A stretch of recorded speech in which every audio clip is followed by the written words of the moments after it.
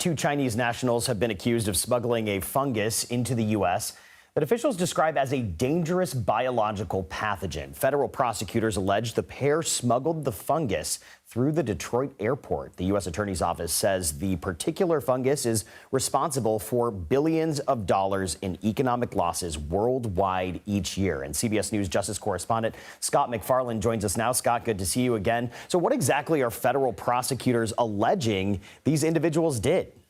Well, first of all, they're making a pretty clear argument, Tom, about what Fusarium graminearum can do. This obscure fungus many of us had never heard of until this week, according to federal prosecutors in their charging documents, has the ability to do incredible damage to agriculture, to livestock, and can sicken humans. And they argue, as part of this case, that this fungus could be responsible for billions of dollars in losses if it spreads the wrong way and spreads too far. So that's the stuff we're talking about. The people we're talking about, two Chinese nationals, one of whom is under arrest, in custody, and facing a detention hearing tomorrow at the federal court in Detroit. Her name is Youngling Zhan. She has a boyfriend in China who's also a researcher. His name is Zhongyang Liu. He's not in custody. His location is unclear right now. But according to the charging documents here, it was Liu who was stopped trying to fly into the United States through Detroit last July. The customs agents found this on him, this set of fungus in bags that were balled up into little tissues or napkins in his baggage. They sent him back to China, but upon further review, they determined in their investigation that it was Zhan who was to use this or research with this, or may have been part of a conspiracy to smuggle this into the United States. We'll see what they say tomorrow, Tom, at Zhan's detention hearing, and what they argued to the judge to hold her in jail pre-trial. So, when I think of a biological pathogen, I don't typically go to a fungus. I go to a bacteria or a virus.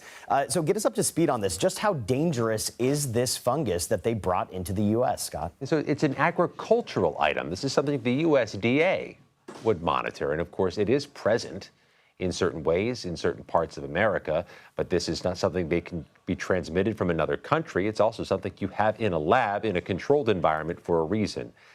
The federal agents argue unequivocally, Tom, this is a danger, that this has the potential to cause damages, but there's nothing in the court filings we've seen that indicates there's some type of plot was being undertaken by these two defendants. They face a smuggling charge and a conspiracy charge, but it is noteworthy that the feds are going to try to hold Zhan in jail. That's not the case in many federal criminal cases. Yeah, billions of dollars in economic losses worldwide. That's nothing to balk at. So what is Michigan University saying about this? The University of Michigan, where Zhan is a researcher, had been employed till present day, has issued a statement saying, "We strongly condemn any actions that seek to cause harm, threaten national security, or undermine the university's critical public mission."